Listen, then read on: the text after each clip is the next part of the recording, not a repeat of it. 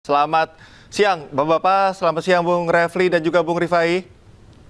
Selamat Selamat siang. siang semuanya, Bang Refli, pemirsa. Ya, Bertemu lagi kita kali ini di Breaking News, Bapak-Bapak. Kita ke Bang Rifai terlebih dahulu. Bang, ini eksepsi Dr. Tifa akhirnya diterima. Dan Dr. Tifa pun tadi sudah menyampaikan bahwa akan terus melakukan perjuangan dalam mengungkap kasus ini. Strategi langkah hukum apa yang sudah disiapkan oleh Anda?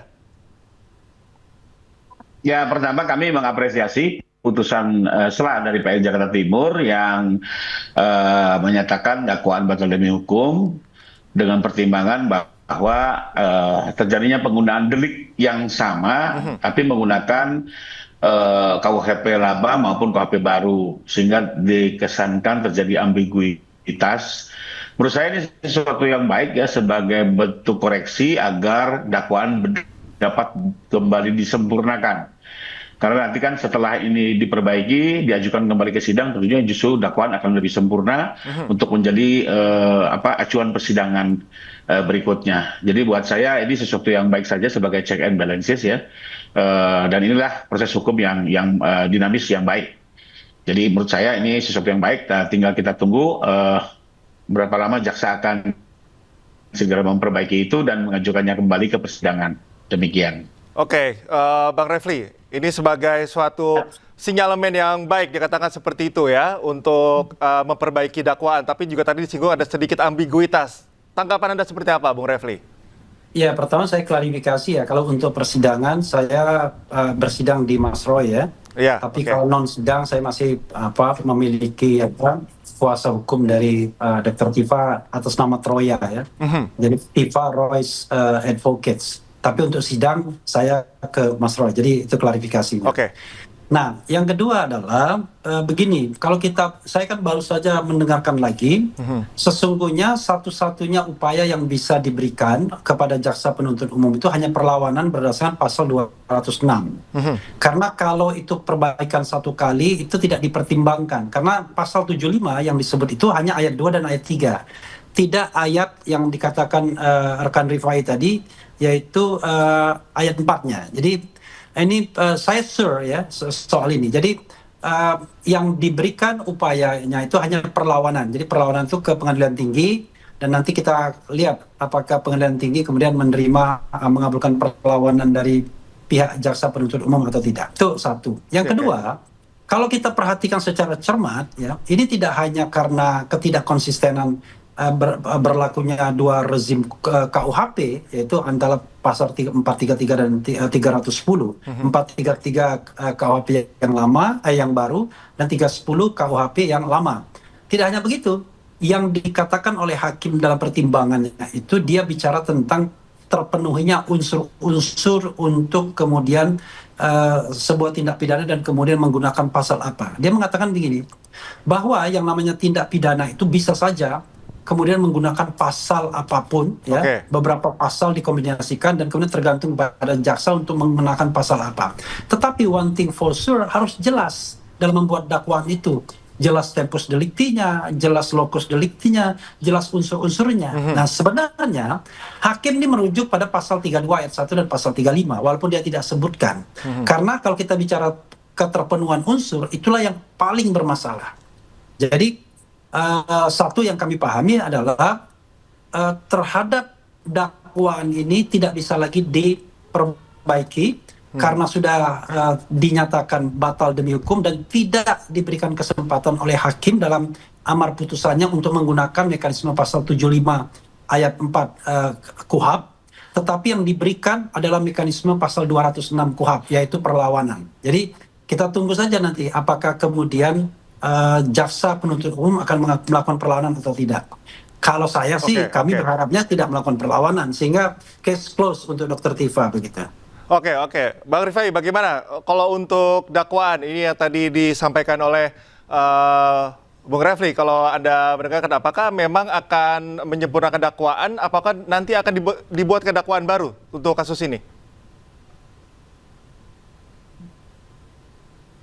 Oke, jadi ini perlu saya luruskan dulu ya. Jadi pertimbangan hakim ini murni hanya mempersoalkan penggunaan pasal yang sama, ya delik yang sama di KUHP lama dan KUHP baru. Saya langsung aja buka Yang dipersoalkan itu pasal 310 yang ada di KUHP lama digunakan dengan 433 KUHP baru. Memang ini kan seharusnya memilih sesuai asas lex favoreo. Di antara dua pasal ini mana yang menguntungkan terdakwa, maka itu yang digunakan. Tidak bisa digunakan keduanya. Jadi itu dipersoalkan. Ini nggak ada kaitannya dengan apalagi undang-undang ITE yang disebutkan. Ini jauh sekali ya. Sama-sama kita simak putusan pengadilan sama sekali tidak menyentuh itu. Hanya soal pemilihan antara pasal 310 KUHP lama atau pasal 433 KUHP baru. Nah, dalam konteks seperti ini, jaksa ada dua pilihan. Pertama, dia langsung menjalankan perbaikan dan mengajukannya kembali. Dan ini sudah pengetahuan umum lah. Semua orang yang berlitigasi memahami ini. Atau kedua, jaksa mengajukan banding ke pengadilan tinggi. Memang itu juga satu pilihan ya. Tapi kalau kami lihat sih dari persoalan yang ada, ya saya kembalikan. Tetap ini silakan jaksa yang mengambil keputusan dan mereka pun juga independen mewakili negara. Tapi kalau saya melihat karena yang dipersoalkan hanya soal pelurusan pasal dan bicara juga waktu yang akan lebih efisien, tentunya kita harapkan jaksa akan mengambil langkah untuk memperbaiki dengan tetap menghormati ya. Nantinya jaksa akan mengambil langkah apakah tetap mau banding ke pengadilan tinggi, ya itu juga sebuah hak yang bisa dilakukan. Tapi kalau kami dari segi korban mengharapkan seperti itu, kenapa? Karena kembali lagi jaksa pun dalam menjalankan perkara ini juga perlu mempertimbangkan kepentingan korban, baik dalam hal ini untuk memperjelas soal keaslian ijazah, termasuk juga untuk bisa memulihkan nama baik korban. Jadi jaksa juga sebaiknya melihat kepentingan semua pihak. Jadi kembali lagi, kalau menurut saya soal yang menjadi dasar dinyatakannya dakwaan batal demi hukum hari ini adalah persoalan yang sederhana sekali dan tidak ada kaitannya dengan Undang-Undang ITE dan ini bisa kita simak bersama di dalam putusan tadi. Demikian. Oke, Bang Refli, Anda dari awal sudah mengkritik keras ya terkait dengan penangkapan Dr. Tifa. Memang Anda sudah mendengar kejanggalan ini dari awal sehingga ini adalah hasil yang mungkin sudah bisa diprediksi. Ya, sebelum menjawab itu saya mengatakan two lawyers will have different opinions, maybe more than 10 opinions. Yep. Jadi kalau tadi rekan Rifai mengatakan bahwa tersedia dua option, saya mengatakan option pasal 75 ayat 4 itu sudah tertutup karena tidak diberikan oleh hakim. Dan hakim tidak mengutip pasal 75 ayat 4. Tapi yang dia kutip adalah pasal 75 ayat 2 dan ayat 3. Oke. Itu satu ya. Jadi kita hargai perbedaan pendapat ini. Yang kedua adalah option yang diberikan the only option itu hanyalah perlawanan yang disediakan oleh pasal 206. Yang ketiga, jelas tadi walaupun tidak menyebutkan pasal 32 ayat 1 dan pasal 35, tetapi hakim itu bercerita mengenai bahwa yang namanya dakwaan itu ya, uraiannya harus cermat, jelas, lengkap mengenai tindak pidana yang didakwakan dengan menyebutkan waktu dan tempat tindak pidana dilakukan. Oke. Jadi, dia mau menceritakan bahwa kalau membuat dakwaan itu harus jelas peristiwanya apa, lokusnya apa, tempusnya apa, dan itu sebenarnya tidak hanya terkait pada pasal 310 dan 433. Karena kalau kita bicara tentang 433 dan 310, itu kan hanya soal perbedaan dua rezim. Tetapi kalau kita bicara mengenai unsur-unsur dan lain sebagainya, yang paling bermasalah itu justru Undang-Undang ITE-nya. Makanya kami katakan, kalau membaca dakwaan, ya kami satu kesatuan. Tidak bisa kemudian baca dakwaan hanya mengambil seolah-olah hanya penggunaan dua rezim yang berbeda. Enggak. Karena hakim jelas-jelas mengatakan bahwa membuat surat dakwaan itu ya, Anda boleh memilih banyak pasal, tetapi peristiwanya harus cermat, harus jelas, harus tempus delicti-nya di mana, locus delicti-nya di mana, peristiwanya apa dan lain sebagainya. Tidak boleh sembarangan. Karena itu kami menganggap bahwa dakwaan ini sudah tidak bisa dilanjutkan lagi sebagaimana dikatakan oleh hakim, dan terhadap putusan hakim itu hanya tersedia satu mekanisme, yaitu perlawanan. Untuk itu saya mengatakan trust me. Itulah putusan yang kemudian dikatakan oleh hakim. Perkara kemudian pasal 75 ayat 4 memberikan kesempatan untuk memperbaiki, tapi saya mengatakan hakim tidak memberikan kesempatan tersebut. Hakim tidak menyebutkan option itu, option yang dia sebutkan hanyalah perlawanan dan itu cetowelo-welo. Oke, baik. Bang Rifai, apakah memang dakwaannya memang tidak sejelas itu, mana kepala mana ekor misalnya, atau memang ini hal yang memang sudah harus diperbaiki ke depannya dan sudah mungkin dianalisis sebelumnya? kalau kita bicara tadi kritik dari Bang Refli, kok sepertinya memang dinilai ini tidak jelas begitu dakwaannya.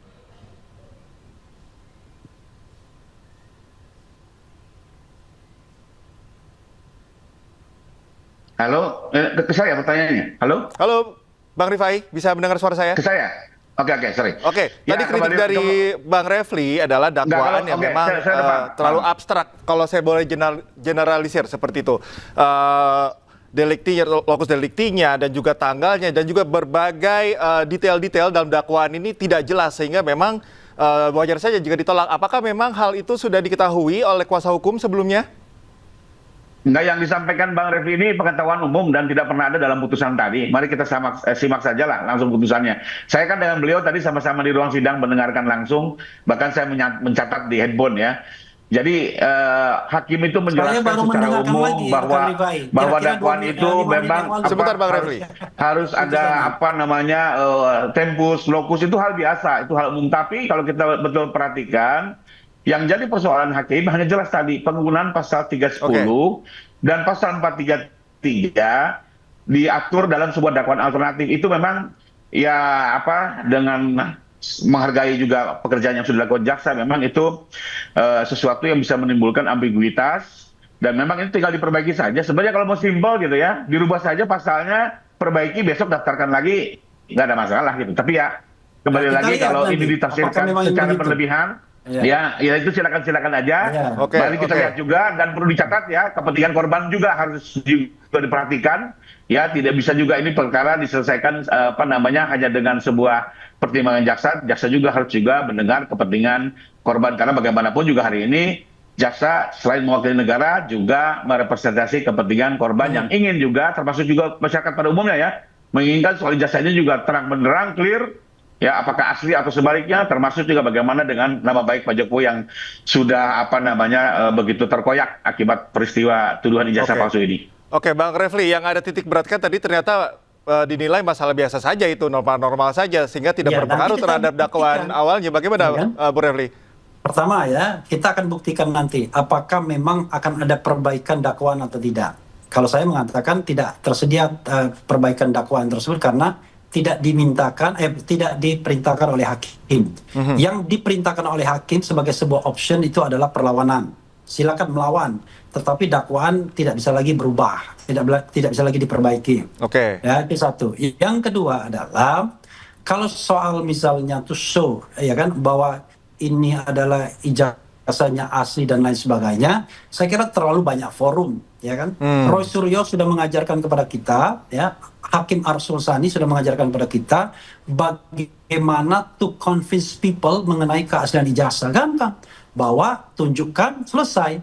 Memang Oke. masih ada pro dan kontra, tetapi pro dan kontra itu segera hilang dan menepi ketika kemudian kita dengan yakin, dengan confident menunjukkan ijazah kita. Nah, Pak Jokowi ini kan tidak pernah melakukan itu. Kalau kemudian bicara tentang forum bagaimana menunjukkan itu, tenang rekan Rifai, itu sudah akan ada gugatan baru lagi ya di Solo tadi Pak Taufik mengatakan, dan bahkan ada pelaporan ke Barreskrim Mabespori dari tim pemburu ijazah palsu. Nah, di situ Pak Jokowi ya, tanpa kemudian kita mengabaikan azas praduga tak bersalah ya, presumption of innocence, bisa menunjukkan Oke. bahwa ijazahnya memang asli, ijazahnya memang bukan palsu. Tetapi untuk kasus Roy Suryo dan Dr. Tifa, kita sudah lihat arahnya tidak pada pembuktian ijazah palsu, tapi arahnya pada penghukuman. Bahkan kita bicara kriminalisasi terhadap Roy Suryo dan Dr. Tifa. Karena itulah Oke. kita melawan from the beginning begitu, agar kriminalisasi tidak terjadi. Baik. Bung Refli dan juga Bung Rifai, tahan dulu, jangan kemana-mana, kita akan lanjutkan perbincangan nanti. Saya ke Bung Rifai. Bung Rifai, seperti yang sudah disampaikan oleh Dr. Tifa, bahwa dia sudah mempersiapkan 3 pertanyaan untuk Pak Joko Widodo. Salah satunya adalah untuk menanyakan 709 dokumen yang sudah dimiliki terkait dengan keabsahan ijazah Joko Widodo. Persiapan Anda sebagai kuasa hukum, apakah sudah melengkapi dokumen-dokumen formal untuk menyanggah beberapa hal yang dipermasalahkan dari Dr. Tifa itu? Ya, pertama saya perlu pastikan nanti ya, manakala nanti dakwaan sudah didaftarkan kembali dan kembali bergulir, pada gilirannya sesuai dengan panggilan majelis hakim ataupun jaksa, Pak Jokowi akan hadir langsung di Pengadilan Negeri Jakarta Timur seperti rakyat biasa, duduk di pengadilan menjelaskan seluruh fakta yang dia ketahui, termasuk juga memohonkan keadilan dalam pengaduan yang diajukan. Kedua, terkait dengan pertanyaan yang disampaikan, tentunya semua pihak punya hak untuk menanyakan terkait dengan ijazah yang dimiliki oleh Pak Jokowi, termasuk juga pendidikan yang selama ini dijalaninya, sepanjang memang itu fakta betul-betul diketahui. Nah, mengenai dokumen-dokumen, ini mungkin perlu saya luruskan. Dari sekian ratus dokumen itu, apakah memang dokumen itu betul-betul dalam pemilikan dan penguasaan Pak Jokowi? Kalau dokumen ini dalam pemilikan dan penguasaan, tentunya Pak Jokowi harus menjelaskan. Tapi kalau dokumen-dokumen misalnya yang dimiliki oleh UGM, ya, atau dokumen-dokumen yang memang bukan dibuat oleh dirinya atau dirinya juga tidak pernah berinteraksi dengan dokumen tersebut, ya itu kan tentunya juga harus ditanyakan kepada pihak yang berkompeten, ya. Jadi kembali lagi tidak harus seluruh 700 dokumen Pak Jokowi harus tahu semua, kan menurut saya juga itu terlalu berlebihan, ya. Tapi kalau memang ini berkaitan, misalnya contoh KHS-nya, KRS-nya, ya, Kartu Rencana Studi atau Kartu Studi, ya, beliau tentu bisa menerangkan, ya, termasuk misalnya laporan KKN, termasuk misalnya hasil pengujian pengujian skripsinya, ya kan selama ini kan diisukan oleh Pak Roy kan tidak pernah ada tuh hasil pengujian. Nah itu ada tuh, nanti akan ditunjukkan sendiri oleh UGM. Nah mungkin kalau itu beliau tahu kan. Oke. Siapa saja yang menandatangani, nilainya dapat berapa, ya biar ini bergulir seperti biasa lah, karena memang kebenarannya harus diuji kan, agar hakim memperoleh keyakinan. Jadi Pak Jokowi siap hadir di pengadilan menjelaskan pertanyaan-pertanyaan yang diajukan oleh pihak manapun, sepanjang memang terkait dengan perkaranya, ya, jangan menanyakan soal partai lah, apa yang nggak ada kompetensinya gitu, ya. Menurut saya itu berlebihan. Demikian. Bung Refli, dengan kehadiran Pak Joko Widodo nanti, jika memang hadir, apakah memang ini bisa mempercepat penyelesaian kasus ini, atau masih ada hal-hal lain mungkin yang bisa menghambat selesainya kasus ini? Loh, ini sudah putusan selah, memang ada kemungkinan tadi perlawanan, kalau saya katakan cuma perlawanan, ya. Dan kita tidak tahu apakah jaksa akan menggunakan haknya atau tidak. Karena kalau jaksa tidak menggunakan haknya kan case close gitu. Jadi case close ini jangan dikira kepentingan Dr. Tifa saja, jangan-jangan juga kepentingan Pak Jokowi kan begitu. Jadi kalau menurut saya ya kita tunggu saja apakah kemudian nanti akan ada perlawanan, lalu perlawanannya dikabulkan oleh pengadilan tinggi, kemudian kasus bisa dilanjutkan gitu. Nah, kalau kita sudah kasus dilanjutkan, ya barulah kita ngomong. Tapi kalau sekarang posisi kasus kan lagi berhenti gitu, dan kita belum mendapatkan putusan baru yang memungkinkan kasus dilanjutkan atau dibuka kembali. Jadi saya tidak mau membahas soal hadir tidaknya hadir Jokowi, ya, karena hari ini adalah ya tentu kita mau menikmati dulu lah kemenangan dikabulkannya nota perlawanan ini kan. Cuma memang ya ada yang mengatakan wah ini kemenangan Pak Jokowi juga, yaitu terserah lah. Tetapi kalau dari sisi lawyers kan, lawyers job itu adalah bagaimana memenangkan case ya at any stage. Nah kalau stage-nya adalah eksepsi atau nota perlawanan dan dikabulkan, ya artinya lawyernya menang kan begitu. Kemarin kami di pra-peradilan artinya menang juga begitu. Oke, Bung Rifai, ada tanggapan? Ini kalau misalnya, jadi pokok masalahnya ya bagaimana nantinya persidangan demi persidangan yang akan dijalani, dan kalau soal Pak Jokowi datang ya tunggu saja nanti tanggapannya seperti apa.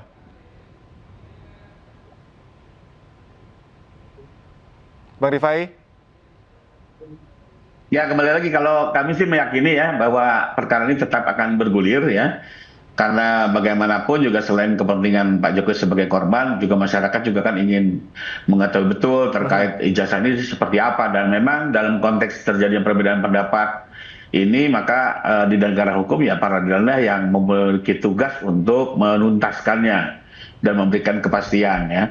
Sehingga kalau kami sih sudah mempersiapkan kalau memang juga nanti dakwaan ini diperbaiki dan didaftarkan, ataupun juga nanti mengajukan perlawanan ke pengadilan tinggi, ini kan tetap kembali lagi saya hormati lah ya keputusan jaksa sebagai lembaga independen mewakili negara. Tapi apapun itu kami melihat bahwa pada waktunya tentu Pak Jokowi sendiri akan hadir, harus juga hadir di persidangan menjelaskan semua fakta, dan memang ini juga yang ditunggu. Termasuk janji Pak Jokowi kan akan menunjukkan seluruh ijazahnya di forum yang terhormat, dan kami melihat pengadilan pidana inilah yang paling tepat ya, karena memang persoalan ijazah ini akan lebih bagus diperiksa di peradilan pidana karena ini terbuka untuk umum, disaksikan oleh semua pihak, media juga bisa mengikuti, selalu semua pihak punya kesempatan yang sama men-challenge ya mengenai persoalan ijazah ini, dan beliau sendiri juga termasuk memiliki kepentingan soal ijazah ini agar tidak menjadi isu liar yang cukup membosankan, dan kembali lagi ya buat Pak Jokowi dan keluarganya juga cukup terganggu ya, bahkan beliau kan menggunakan frasa sehina-hinanya ya. Apalagi beliau sendiri kan merasa bahwa pendidikan ini kan sebenarnya juga sesuatu prestasi yang dicapai oleh keluarganya di saat-saat ekonomi serba terbatas, hidup di bantaran kali, tapi beliau punya kesempatan bahkan menyelesaikan di kampus terkemuka, kan ini juga satu fakta yang sebenarnya diapresiasi. Tapi bukan dituduh seolah-olah memalsu ya atau mengaku-ngaku alumni UGM, itu kan sesuatu juga yang buat beliau ini prinsip ya. Itu yang mungkin juga bisa dipahami oleh masyarakat luas. Oke, Bang Rifai, saya garis bawahi isu liar yang membosankan, katanya Bang Refli. Nah, ini sudah momen kemenangan lah ya untuk Dr. Tifa. Anda juga nanti akan menghadapi persidangan pra-peradilan jilid 3 pada tanggal 29 nanti. Kalau tidak membosankan ya tunjukkan aja ijazahnya. Karena kalau kita menunggu proses, misalnya ya, itu pengadilan ini lanjut, itu berapa lama selesainya? Bisa 1 tahun sendiri. Jadi sebenarnya it doesn't make sense, nggak masuk akal. Kemudian kalau pakai argumentasi bosan, kalau untuk case close, maka paling gampang adalah menunjukkan ijazahnya dan kemudian mempersilahkan orang lain memotretnya, meneliti dan lain sebagainya. Kalau itu asli sebagaimana ditunjukkan Mas Roy, nggak perlu khawatir. Masalahnya kan adalah ini nggak asli, itu masalahnya kan. Nah, ini kan tuduhan lagi nih kan. Itu sudah ditunjukkan di Polda, sudah dilihat. Digugat juga. Semua kan sudah menyaksikan di Polda, dilihat, tapi tetap bilang palsu ya. Kita bawa ke forum yang tepat, Pak. Yang disembunyikan. Kalau asli itu barangnya nggak perlu disembunyikan. Kalau asli itu ya tunjukkan saja. Bahkan bila perlu silakan. Dan kami nggak mungkin memberikan tersangka untuk memeriksa barang bukti lebih bagus kepada lembaga independen dong. Nggak mungkin dong tersangka. Pasti tersangka kan bilang itu palsu agar terbebas dari persangkaan. Jadi kalau jujur ya biasanya itu tidak belok-belok ya kan. Lembaga independen menunjukkan ijazahnya. Apakah perlu lembaga independen untuk menyaksikan keasliannya? Enggak, Rosyul tunjukkan aja. Dan masalahnya kan tunjukkan tapi tetap disangka, itu Bang masalahnya. Itu bedanya. Itu paling tepat lah, dibawa ke Jadi kalau menurut saya memang kalau bohong itu cenderung belok-belok. Kalau jujur itu lurus, straight to the point. Nah, kalau ini lama itu karena ada belok-beloknya. Kalau seandainya jujur, straight to the point. Ini kan hukum alam, ya hukum besi dari kejujuran dan kebohongan. Kalau Anda bohong, belok-belok. Kalau Anda jujur, Anda ini framing. Proses hukum Indonesia memang butuh waktu, Bang. Bapak-bapak, saya sudah berangkap ada perspektif masing-masing, baik dari Bung Refli maupun Bung Rifai. Kita juga akan menantikan, publik akan menantikan nanti terutama. Question for us. Baik, publik akan menilai sendiri nanti ketika nanti jalannya persidangan dan juga berbagai hal ini akan berjalan ke depannya nanti. Sayang sekali waktu juga terbatas. Terima kasih Bang Refli Harun dan juga Bang Rifai Kusumandagara atas waktunya bersama kami di Breaking News. Salam sehat selalu. Ya, sama-sama semuanya Bang Refli. Salam semuanya. Terima kasih Bang.